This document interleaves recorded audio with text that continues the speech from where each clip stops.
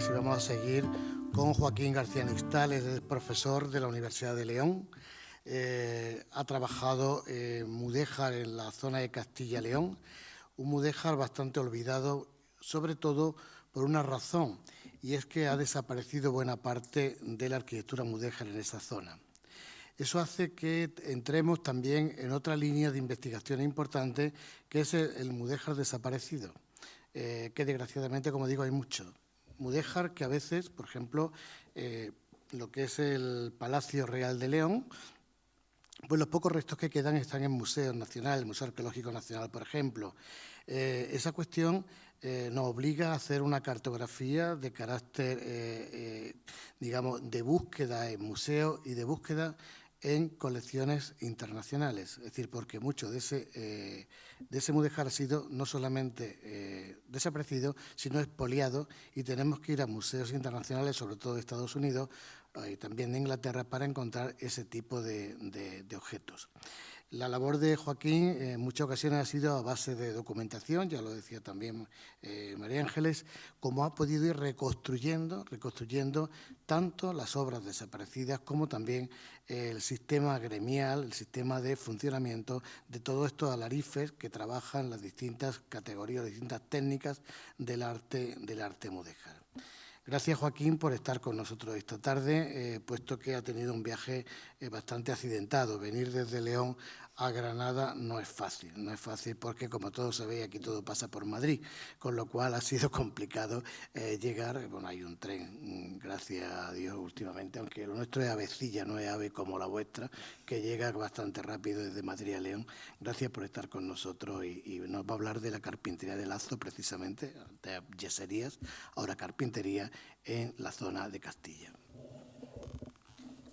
Muy bien, pues muchas gracias. Buenas tardes a todos, a todas. Es de obligado cumplimiento agradecer al doctor Rafael López Guzmán su invitación para estar hoy aquí. He tenido un viaje largo, es cierto, pero también una agradable sorpresa en forma de 15 grados centígrados más de temperatura con respecto a mi punto de partida.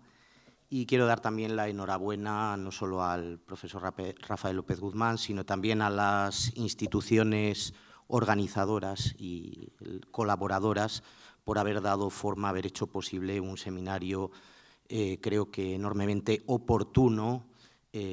por el momento, ¿no?, en el que el mudéjar, el patrimonio mudéjar, supone dentro de la riqueza del patrimonio español en general. No voy a hacerles una pregunta porque ya estarán condicionados por el título de mi ponencia, que habitualmente hago en otros contextos más norteños, peninsulares, y es el de proponer esta imagen para que ustedes ubicasen a grandes rasgos geográficamente donde considerarían que podríamos ubicarla. Como les digo, como ustedes ya están condicionados por el título de mi conferencia, seguramente van a decir que en Castilla, cuestión que probablemente no es del todo exacta. Cuando he planteado esta misma pregunta en otros contextos, en ciudades como Burgos o León, lo habitual, en el mejor de los casos, como término próximo, es ubicarla en el contexto andaluz, si no es en el norte de África o incluso parte del público que normalmente dice que se ubicará en algún lugar de Oriente lejano, ¿no? Bueno, pues para sorpresa generalmente del público más norteño, como digo, de la península, esta carpintería de lazo, esta armadura de cubierta, ya saben que habitualmente a estos trabajos, o de manera más popular, aunque imprecisa seguramente, los denominamos como artesonados por esa forma de artesa que tienen,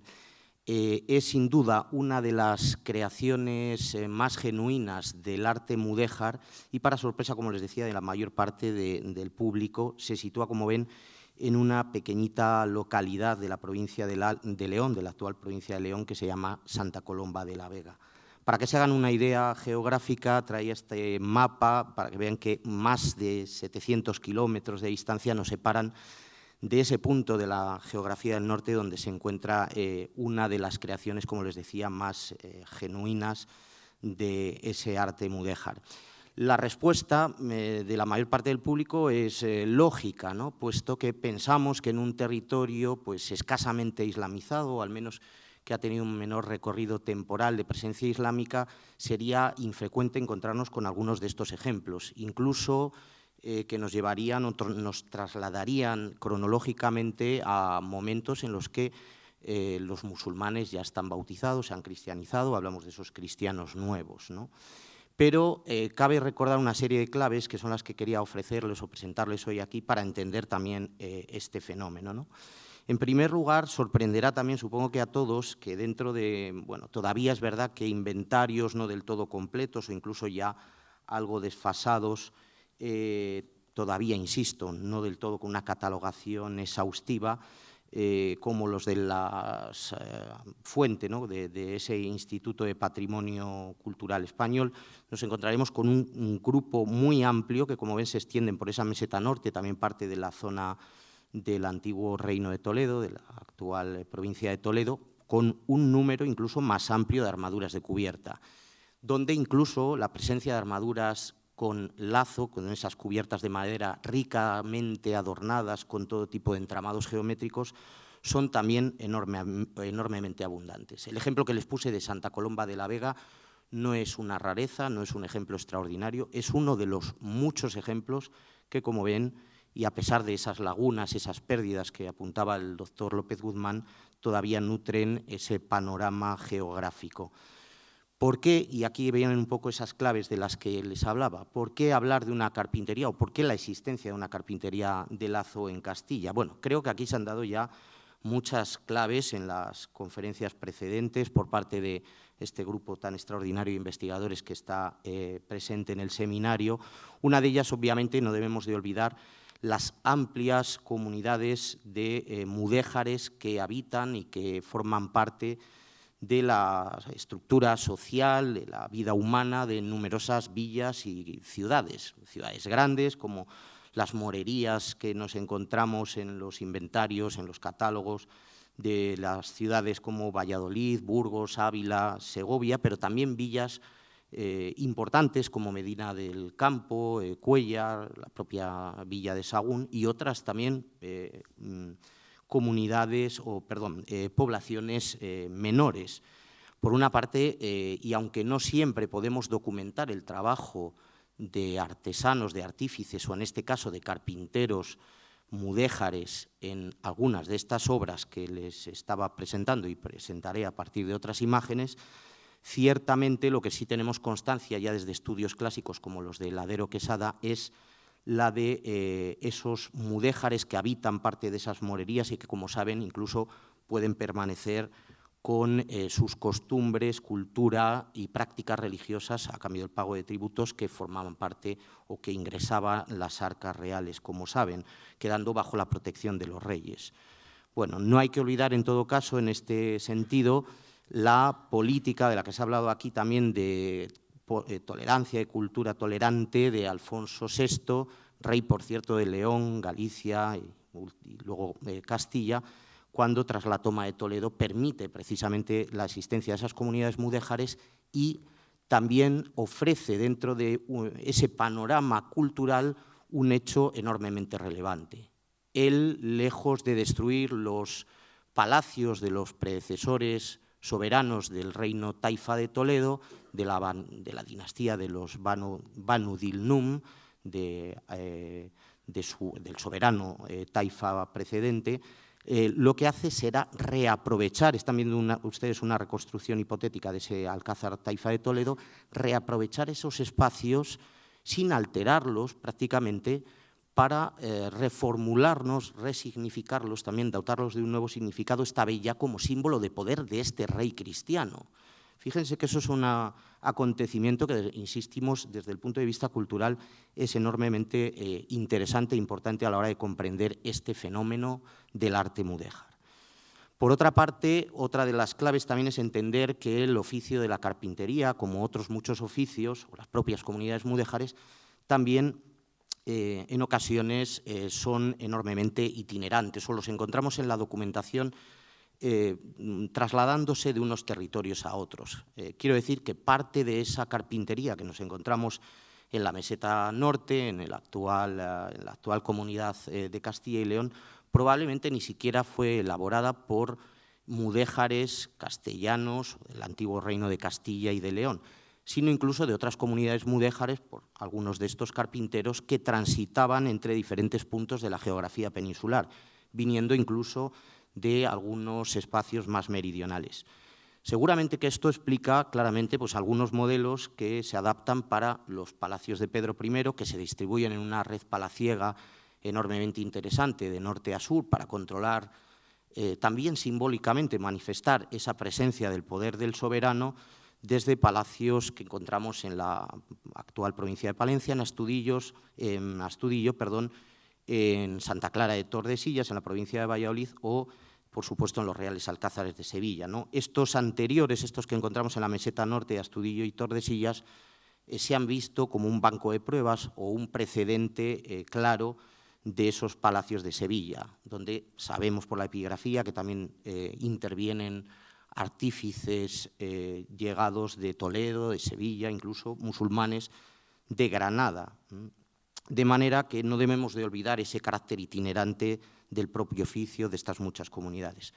Y por otra parte, creo que también se ha insistido aquí, y no es menos relevante hacerlo o recordarlo de nuevo, no olvidemos que cuando hablamos de arte mudéjar no estrictamente o no necesariamente tenemos que pensar en una mano de obra mudéjar, desde el punto de vista étnico o, si quieren, étnico-religioso. Muchos de estos cristianos que pueblan la meseta y que se dedican a la carpintería emularán, como se ha dicho aquí, imitarán, adoptarán y adaptarán parte de esos modos a la manera de hacer de los mudéjares a esos gustos que demandan sobre todo las élites sociales, monarquía, nobleza y ya veremos que progresivamente también algunas de las élites de la Iglesia. Y esa es una clave para entender, insisto, también un término como el de mudéjar, no estrictamente adscrito a un tipo de comunidad religiosa, ¿no? Sino un modo de hacer a la manera que hacen estos musulmanes y que también imitarán, por supuesto, como decía, los carpinteros cristianos de la meseta.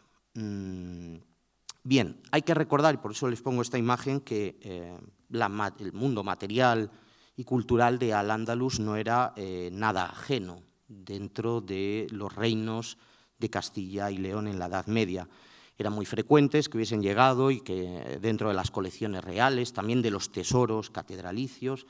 se encontrasen objetos de estas características, muchos de ellos poblados con enormes grupos de diseños geométricos. Bien hubiesen sido pues, a partir de botines de guerra, como se supone procede ese pendón, ese conocido pendón de las Navas de Tolosa que se encuentra en el monasterio de las Reales Huelgas de Burgos, bien fuese a través de esa entrega en especie de algunas parias o tributos que los soberanos musulmanes, para confirmar periodos de paz, entregaban a los monarcas cristianos y que llegaron a convertirse en verdaderas reliquias, ya que, como ven, en forros como este que se utilizó para la arqueta de San Isidoro, al estar en contacto con las reliquias de un santo como San Isidoro, se convertían en una reliquia en sí misma. De ahí, pues, bueno, toda esa industria del lujo, pero también de los nuevos significados, que incluso ya podríamos hablar que, de hecho, de un nuevo significado religioso ya cristiano, por haber estado en contacto con las reliquias, tenían algunos de estos objetos. Y no olvidemos también pues, la habitual compra-venta de algunos de esos textiles con los que incluso los soberanos cristianos, como algunos de la monarquía castellana, se revestían para ocasiones especiales de alta representación del poder, tanto en vida como en muerte, ¿no? Ya saben que las Reales Huelgas de Burgos, de donde proceden tanto esa imagen de la exhumación de Fernando de la Cerda como el peyote de Leonor de Castilla, alberga una riquísima colección de telas, ya no recuerdo muy bien el número, pero creo que supera las 80 telas, en las que toda esa tradición queda impresa y, como ven, forma parte de la indumentaria habitual, textiles con motivos ornamentales mudéjares que encontramos como piezas cotidianas de la cotidianidad, pero también de la expresión de poder de estos monarcas. Y en este sentido pues hay que recordar que todos esos diseños geométricos llegasen a partir de las piezas de lujo del ámbito textil, de la azulejería, del alicatado, ya habían integrado parte de la realidad material de Castilla durante la Edad Media. No solo a través de estas fórmulas que pudieron readaptar algunos de estos carpinteros, como les decía, con independencia que fueran mudéjares o cristianos, sino con algunas realidades materiales ya propiamente en madera. Por ejemplo, a través de esas 2 hojas de las puertas del claustro de Santa María de la Real de las Huelgas de Burgos, que habrían sido confeccionadas a partir de los restos de un mimbar o de un almimbar tomado por Alfonso VII de la mezquita de Almería tras su toma. Les recuerdo que el almimbar pues, bueno, es ese púlpito desde donde el imán dirige el sermón y las oraciones y que conocemos pues, lógicamente como un mueble de la liturgia islámica, ¿no? Bien, pues con este escenario, en realidad los carpinteros, a través de una serie de claves que se encuentran en el uso de unos cartabones que sirven tanto para llevar a cabo la estructura de las cubiertas como para readaptar diferentes diseños geométricos, realmente con todo ese bagaje, con todo ese pozo, insisto, que existía en torno al mudéjar en Castilla, realmente pudieron diseñar con facilidad y, vuelvo a decir, con independencia de su contexto desde el punto de vista étnico-religioso de los artífices, este tipo de entramados de lazo. El cartabón o los cartabones, los juegos de cartabones, sin duda, era el sistema o digamos, la clave, no tanto el secreto, sino la clave del oficio que permitía trabajar, como ven, no en la parte alta de los muros donde finalmente se emplazaban los trabajos, algo que podremos ver en la práctica, de hecho, mañana,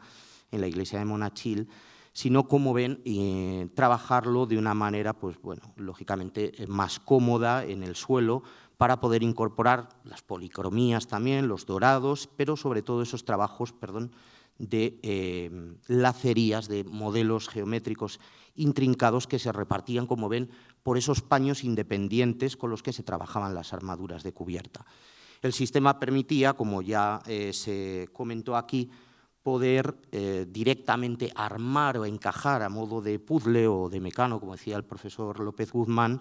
en ese emplazamiento final. Lógicamente estamos viendo aquí un trabajo dentro de una escuela-taller, pero nos sirve muy gráficamente para poder ejemplificar esto que les estoy diciendo. En los extremos, pues fíjense, para la construcción de algunas armaduras de cubierta, como se han hecho recientemente por el Centro de los Oficios de León, para poder situarla sobre un templo que antiguamente tuvo una cubierta hoy perdida. Esta armadura se realizó a 60 kilómetros de Valcabado del Páramo, de esta localidad, se trasladó con un camión y con una pluma, como ven, con una grúa de pluma, se ubicó directamente sobre los muros de la Capilla Mayor. Es decir, hablamos de un sistema que tiene esa capacidad de poder trabajarse de manera independiente, fuera incluso de su emplazamiento final, y situarse o armarse en última instancia cuando se finalizan los trabajos e integrar todos esos trabajos de geometría tan complejos. Bueno, ¿dónde encontramos realmente en Castilla esos trabajos de manera inicial? Pues como les decía, precisamente las obras auspiciadas por la monarquía de Castilla, a partir de, por supuesto, los palacios reales, los espacios más representativos que tenemos, como ven, pues, un ámbito pues, muy diverso, ¿no? Desde las huelgas de Burgos, que ya mencioné, el del Palacio Real de León prácticamente, bueno, salvo con unos restos desaparecidos, como indicaba el profesor Rafael, Astudillo, Tordesillas, Palacios Reales del contexto vallisoletano o también en Ávila y Segovia, como pueden ver. ¿Qué encontramos en algunos de ellos? Pues, como ven, un trabajo que, insisto, con independencia de que no siempre hayamos podido documentar como mano de obra mudéjar, claramente reflejan ese interés por recrear una bóveda celeste donde generalmente se situaban el trono de los soberanos o espacios como este de la Capilla de Santiago en las Huelgas de Burgos,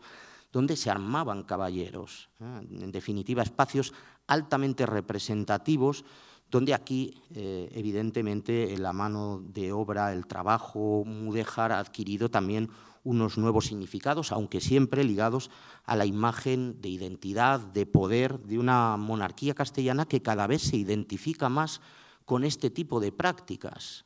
y no tanto como pudiéramos pensar con otro tipo de gustos o estilos que también entonces existían como el gótico, unos gustos o estilos que además incluso eran más ajenos porque procedían del contexto europeo mucho más alejado del, en ocasiones, reino vasallo y amigo, por ejemplo, del reino nazarí de Granada. Y hablo, por ejemplo, de un contexto como el de el reinado de Pedro I en el siglo XIV.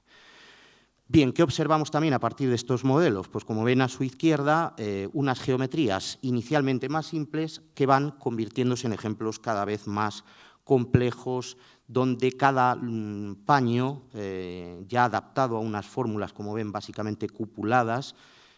integran un trabajo geométrico de mayor complejidad, ¿no? Es más o menos admitido que a través de ese trabajo de Cartabones se pudo básicamente aplicar unas geometrías simples iniciales, trabajos que nos encontramos en el siglo XIII y XIV en algunos de esos palacios reales, hacia otras más complejas. Y viendo un modelo muy gráfico, podríamos ver que en realidad esto que sería un diseño, un esquema de una estructura de ese paño alto y horizontal, el almizate o el arneruelo de esas cubiertas, a través de ese entramado de las propias maderas, permitiría adaptar con relativa sencillez modelos geométricos sencillos como el de la estrella de 8, que como ven aquí, a partir de una de esas retículas de la estructura de una armadura con ese vigado que ven aquí representado en dibujo, fácilmente, y luego incorporando algunas pequeñas tablillas para reforzar visualmente esa distribución, ese trabajo de lazo,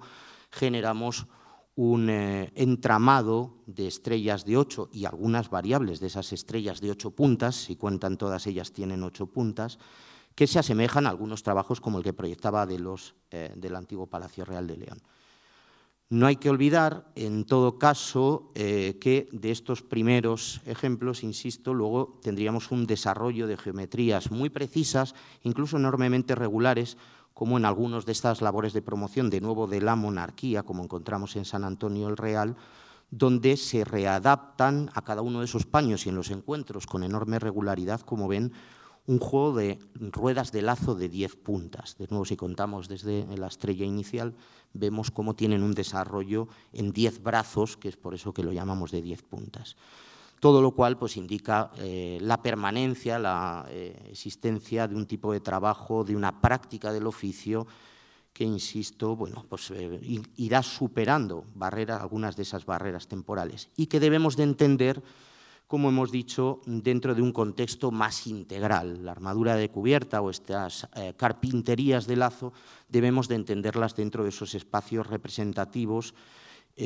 complementando parte de otros muchos trabajos como las ricas yeserías, como os ha hablado la profesora María Ángeles, que encontramos ya en espacios, bueno, ya aislados dentro de espacios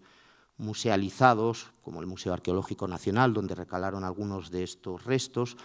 o si nos vamos al monasterio Santa Clara de Tordesillas, algunas de estas cubiertas que debemos de entender dentro de ese panorama de representación donde el gusto por lo mudéjar se convierte en una seña de identidad de la monarquía, abriéndose a través también no solo de la carpintería, sino de otros espacios también enormemente representativos como esas dependencias que encontramos en el monasterio vallisoletano de Tordesillas y que, como pueden ver, incluso en la imagen inferior de la derecha, incorporan unos baños árabes, como son todavía hoy calificados o denominados, la sala dorada, el patio árabe, los baños árabes. Bien, pues este es un escenario que, insisto, incluso nos habla de una monarquía que utiliza lo mudéjar como símbolo identitario, que se expresa en el Alcázar también de Segovia, a pesar de que también ahí se perdieron algunas cubiertas tras un incendio, de las que nos quedaron registros gracias a los cuadernos y dibujos de Abrial y Flores, como el que ven aquí, y algunos ejemplos reconstruidos o trasladados a partir de cubiertas emplazadas en otros contextos, como este Salón del Solio. Es ahí donde el soberano se manifestaba y representaba su poder y, como les decía, esa identificación ya con un modelo que identificamos como lo mudéjar es con el que se presentaba Enrique IV y su mujer Isabel de Portugal, dando audiencia, como vemos en este testimonio de Tetzel, pues sentado en tierra sobre tapices, a esa usanza como hacían los moros, dirían también las fuentes, la palabra sin ningún tipo de connotación despectiva, por supuesto, comiendo, bebiendo, sentándose sobre alfombras, utilizando, por supuesto, un tipo de representación que nosotros pensaríamos más propia del contexto andalusí. En definitiva, pues eso es lo que hizo que la carpintería tuviese una extensión enorme, insisto, ya no solo desde esos primeros palacios de la monarquía, sino por imitación, por búsqueda también de esa imagen distintiva o representativa en los espacios de la nobleza y también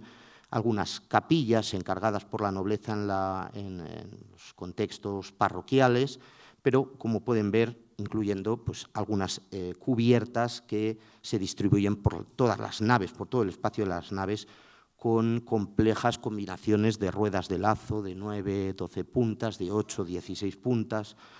que encontramos, como ven, en contextos pues, tan norteños como Palencia o en el contexto de Ávila. A fin de cuentas, para los presbiterios, para las capillas mayores, y les dejo aquí una muestra muy representativa, intentando que vean ejemplos de buena parte de las provincias que integran hoy la actual comunidad autónoma de Castilla y León, Salamanca, Valladolid, Zamora y Segovia aquí, esos presbiterios serían ricamente adornados con estos trabajos donde las labores geométricas inundan prácticamente todo ese aspecto de bóveda celeste que se quiere aplicar a un espacio que, recuerden,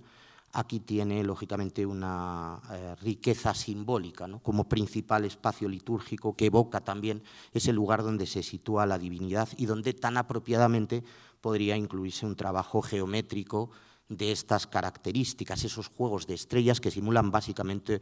un efecto macrocósmico que se sitúa sobre el altar, sobre ese lugar tan privilegiado del templo. Bueno, obviamente la carpintería mudéjar también tuvo prolongación, como les decía, incluso más allá de esa pragmática de conversión forzosa de los mudéjares, o incluso superó, a veces con interesantes motivos de sincretismo, la llegada de otras fórmulas decorativas que podríamos asociar al Renacimiento, como las que encuentran en la parte superior. Es decir, el mudéjar, como estamos viendo en la imagen de Valdesat de los Oteros, en la parte de abajo, seguía presentándose como una línea estética y una opción de gusto que los promotores podían demandar y que incluso algunos carpinteros, como este bien documentado Hernando de la Sota, ofrecen como una alternativa también a trabajos que podríamos ver más vinculados a modelos de corte renacentista como los que encontramos en la parte superior, en la imagen superior, y con los que también trabajó este mismo carpintero. A fin de cuentas, aunque algunos de esos trabajos de bóvedas que se fueron imponiendo en yeso, en bóvedas encamonadas en el siglo XVII y XVIII, a pesar de algunos de esos espolios con los que frecuentemente nos encontramos documentalmente, carpinterías que, gracias a esa virtud, recuerden, de poder trabajarse de manera independiente y armarse casi sin necesidad de utilizar elementos auxiliares como clavos y puntas, también esa virtud era el talón de Aquiles, porque fácilmente también son desmontables. Y eso es lo que nos ha llevado a unas derivas en las que el patrimonio